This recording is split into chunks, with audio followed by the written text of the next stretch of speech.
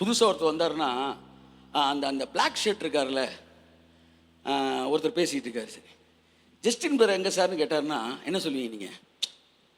அந்த black shirt தான் sir Justin அப்படி சொல்லுவீங்களே. அப்படி தான் என்கிட்ட ஏசு இருக்கார். எத்தனை பேர் ஏசு இருக்காரு? அப்போ ஜீவன் இருக்கான்னு கேட்டா, ஏசு தான்டா ஜீவன், அவர் தான் அந்த ஜீவன். ஸோ உங்களுக்குள்ள அந்த ஜீவன் இருக்கிறது, அதுதான் ஒளி. ஸோ காடோட பிளான் என்ன தெரியுமா?